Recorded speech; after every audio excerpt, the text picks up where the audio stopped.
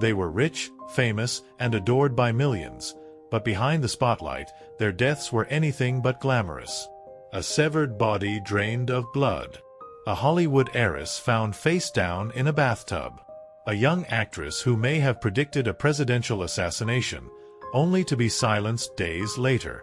These aren't scenes from a noir thriller. They actually happened. And all of them remain unsolved. In a town built on illusion, sometimes the most chilling secrets hide in plain sight. These 5 disturbing cases weren't just tragedies. They were warnings. And decades later, the truth is still too dangerous to say out loud. Elizabeth Short, the Black Dahlia. They found her body in an empty lot, laid out like a piece of modern art. Her arms raised, legs spread, and her torso sliced clean in 2. She wasn't just murdered, she was posed. Displayed. Like someone wanted to make a statement. Elizabeth Short was only 22, a struggling actress trying to break into Hollywood. But instead of fame, she became a symbol of something much darker, something Hollywood never wanted to explain. It was January 15, 1947, when a woman walking with her daughter through a vacant Los Angeles lot spotted what looked like a broken mannequin. But it wasn't plastic, it was flesh. Pale. Bloodless. It was Elizabeth. Her body had been completely drained, surgically severed at the waist with chilling precision. Her face was mutilated into a grotesque smile, sliced from ear to ear. And there was no blood at the scene. No drag marks. No footprints. Which meant one thing: she had been killed somewhere else and placed there with terrifying care. The media instantly dubbed her the Black Dahlia, a play on the film The Blue Dahlia, released just a year earlier.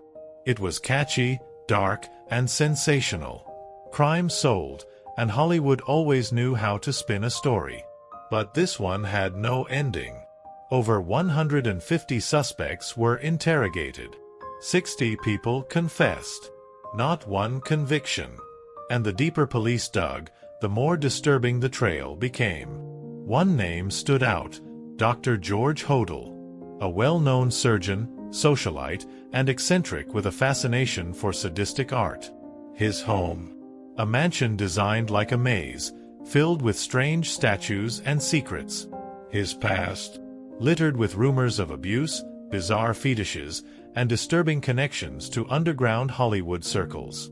But it wasn't just whispers that made him suspicious, it was his own words. Years later, after George had passed away, his son Steve Hodel, ironically a former homicide detective, uncovered audio tapes where his father was recorded saying, "Supposing I did kill the Black Dahlia, they can't prove it now. They can't talk to my secretary because she's dead." And yes, his secretary had died under mysterious circumstances, another unsolved case that conveniently disappeared. Police had once surveilled George, searched his home, and even suspected him. But nothing stuck. He was never arrested, never charged, and the case quietly faded. Hollywood moved on. The public lost interest. But that scene, that butchered body in the grass, never really left.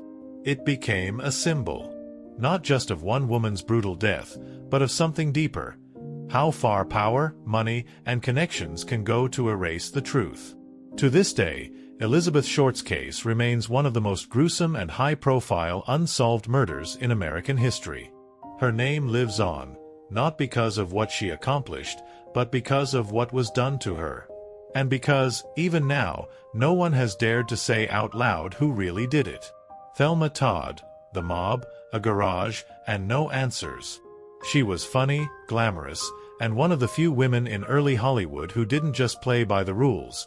She made her own. Thelma Todd was a rising comedic star with her own nightclub, powerful friends, and even more powerful enemies. And yet, at just 29 years old, she was found dead, alone, in her car, inside a garage she didn't own, with the engine off and the garage door locked from the outside. The official cause? Carbon monoxide poisoning. But everything about it screamed cover-up. The night before she died, Thelma had attended a party filled with industry power players. She was seen in good spirits, elegant, sober, composed. But that night wasn't without tension. She'd argued with Roland West, a director and her ex-lover, who also happened to own the home where her body was discovered. And more dangerously, she'd gotten into a heated confrontation with someone far more sinister, Lucky Luciano, one of the most feared mobsters in the country. Luciano had been pressuring her to allow illegal gambling operations at her club. Thelma refused, and not quietly.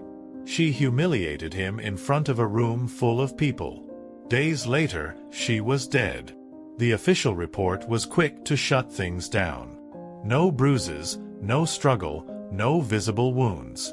Just a beautiful woman, in the same dress she wore the night before, slumped in the front seat of her car.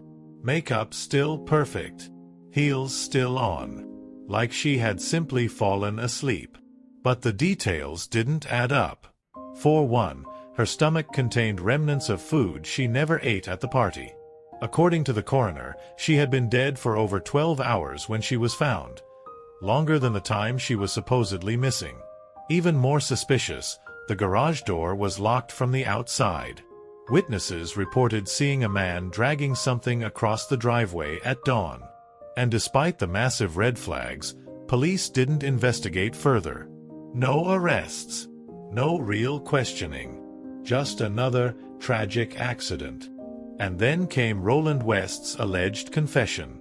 Years later, he told a friend he might have accidentally locked her in the garage during an argument. But that confession never reached a courtroom. He was never charged. The case never reopened. The press spun the tragedy into a cautionary tale, a Hollywood star who burned too bright and too fast. But there was no mention of the mob pressure, no deep dive into the conflicting evidence, and no accountability for the men who had the power to hurt her, and the means to make it all disappear. Thelma Todd was cremated just 2 days after her death. No full autopsy. No sworn testimony. Just silence. And in that silence, a dangerous pattern was already forming. When women in Hollywood said no to the wrong people, they didn't just lose roles, they vanished. And the city knew exactly how to clean it up. William Desmond Taylor. A Bullet, A Clean House, and Studio Secrets. He was a respected director, a man who moved through Hollywood's golden age with elegance and mystery. William Desmond Taylor didn't party, didn't gossip, and didn't leave scandals in his wake, or so it seemed. But on the morning of February 2, 1922, he was found dead in his Los Angeles bungalow, lying neatly on the floor, a bullet in his back. No sign of a break-in. Nothing stolen. No chaos. It was as if whoever killed him wanted the scene to look perfect. Taylor wasn't just another name in silent film. He was a top director at the height of his career, with powerful studio ties and an untouchable reputation. But after his murder, a different story began to unfold, one the studios worked hard to suppress. In the hours after his death, before the police even arrived, several Paramount Pictures executives showed up at the scene.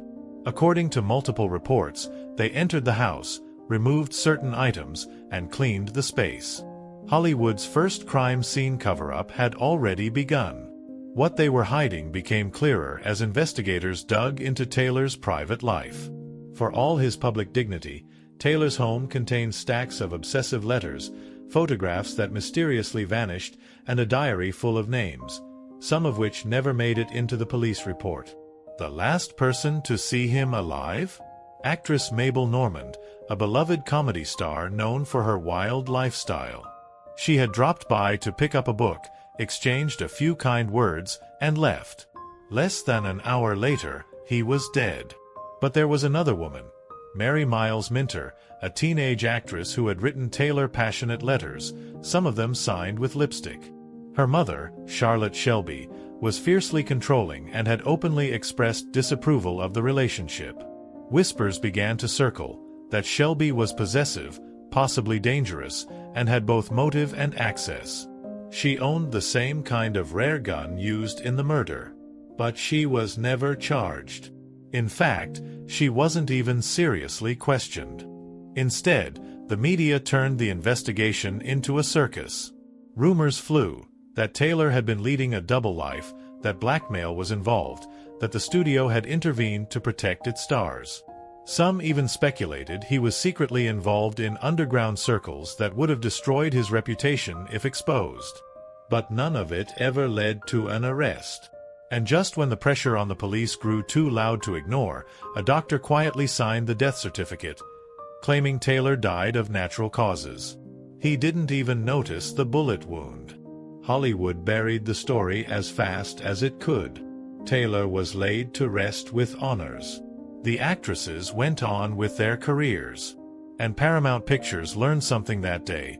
When a scandal threatens the business, don't solve it, erase it. William Desmond Taylor became the first famous corpse in a city that would soon specialize in disappearing the inconvenient. And from that point forward, the cover-up wasn't the exception. It became the industry standard. Georgette Bauerdorf, the heiress in the bathtub. She had everything: wealth, connections, beauty, and a future. Georgette Bauerdorf was just 20 years old, the daughter of a wealthy oil executive, living alone in a luxury apartment in West Hollywood. She volunteered at the Hollywood Canteen by day and dreamed of stardom by night. But on October 13, 1944, her dream ended in a bathtub. Her body was found face down in the water, lifeless and eerily undisturbed. No forced entry. No signs of a struggle. Just a pristine scene, too pristine. At first glance, police were baffled. The apartment showed no signs of violence. Her valuables were untouched. But then they noticed details that changed everything. A broken light fixture. Blood on a towel. Smudged makeup smeared across the carpet. And a bathtub that had clearly been filled after she was already gone. It was a setup, carefully arranged to look like something it wasn't. According to the coroner, Georgette had been strangled with a piece of gauze, tied so tightly around her neck it left no question. This was no accident. And yet, there was no noise reported by neighbors. No broken windows. Nothing to indicate how the killer got in or out. Just silence, like someone had walked in, done what they came to do, and left without a trace. But Georgette had warned people. In the weeks leading up to her death, she told friends about a man who kept following her. He waited outside the canteen. He made silent phone calls. He knew where she lived. Her concerns were brushed off as paranoia. Just a young girl overthinking things. Until she ended up dead. What made the case even darker was what vanished afterward. Her personal diary. Gone. The only document that might have contained names, clues, or confessions had disappeared from the apartment. Her car keys and purse were left behind, untouched. But the most chilling detail? When her body was found, the bathroom light was still on. And the faucet was still dripping, like someone had just left. The FBI got involved, and the press had a field day. A beautiful heiress, murdered in her own home, without a single suspect. But the frenzy didn't last long. Rumors briefly connected her case to a string of unsolved murders of young women in Los Angeles, including, years later, Elizabeth Short. But without hard evidence, the theories were dismissed as coincidences. Just background noise. And then came the silence. No arrests. No trial. No resolution. Her case was shelved like so many others, filed away under unsolved and quietly forgotten. Georgette was buried in New York. Her name faded from headlines. But what happened to her, alone, in a locked apartment, stalked and ignored, remains one of Hollywood's most disturbing cold cases. In a city obsessed with image, Georgette's story wasn't convenient. It didn't fit the narrative. So it was erased. Just like she was. Karyn Kupcinet, the actress who predicted JFK's death. By the time she was 22, Karyn Kupcinet had everything that promised a long career in Hollywood. Famous parents, TV roles, and a name that carried weight in the industry. But 6 days after the most infamous assassination in American history, she was found lifeless in her West Hollywood apartment. Strangled. Her neck crushed. Her body left on the couch, nude. There were signs of a struggle, but no one heard a thing. Not the neighbors. Not the building staff. No one. Just another young woman silenced, and maybe for reasons far bigger than her own story. The official version was vague. A crime of passion, they said. Possibly a psychotic break. Someone close to her, maybe. But beneath the surface was something far more chilling. On November 22, 1963, the very day President John F. Kennedy was assassinated in Dallas, a woman placed a call to a telephone operator in Oxnard, California. Her voice was panicked, almost urgent. She said, "The president is going to die." 15 minutes later, JFK was gone. And that call? It was traced to a very specific area, the same neighborhood where Karyn lived. Coincidence?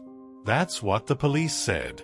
But the FBI took it seriously enough to open a file. Not that the public ever saw it. Most of it remained classified for decades. And when Karyn's body was discovered just days later, any whisper of a connection to the assassination was quickly shut down. No evidence, they claimed. No link. But no real explanation either. Her apartment told its own story. Dirty dishes still sat on the counter. A half-eaten meal was left on the table. A marked-up script beside it. She had been rehearsing. It was the kind of scene you'd expect from someone who was alive just moments earlier. The violence was sudden, precise, and silent. No forced entry. No robbery. Just raw, intentional aggression. And then came the strange reactions. Her father, Karyn Kupcinet, an influential Chicago columnist with ties to powerful people, asked the media to stop spreading theories. Her ex-boyfriend, actor Andrew Prine, refused to make public statements. It was as if the people closest to her didn't want answers. Or worse, they already knew them. Some claimed Karyn had uncovered something she shouldn't have. That she had been connected to people involved in political secrets. That her phone was being tapped. That she was a liability. But all of it was swept aside as conspiracy talk. No arrests were made. No one was charged. And like the other women on this list, her case quietly disappeared. Was she just another tragic Hollywood death? Or a warning story that was never allowed to reach the public? We may never know. But one thing is certain. Karyn Kupcinet didn't just die. She was erased. Like someone wanted her name to vanish before it could mean something dangerous. 5 names. 5 stories. And not a single one with real closure. Elizabeth Short, dissected and displayed like art. Thelma Todd, silenced after saying no to the wrong man. William Desmond Taylor, erased to protect studio secrets. Georgette Bauerdorf, stalked and ignored until it was too late. Karyn Kupcinet, possibly caught in the shadows of something far bigger than herself. Different lives, different eras, but one disturbing pattern. When power, reputation, and profit are on the line, truth becomes optional. Hollywood was never just about lights and cameras. It was about control, of image, of narrative, and sometimes, of justice. These women and men didn't just die. They were erased with surgical precision, wrapped in official stories that don't add up, and buried under decades of silence. So now it's your turn. Which of these cases do you believe was covered up the most? Which one disturbed you the most? Leave a comment and let your voice cut through the silence. Because if these stories fade again, so does any chance of truth. Like this video, share it, and help keep the spotlight where Hollywood never wanted it to shine, on the things it tried to bury.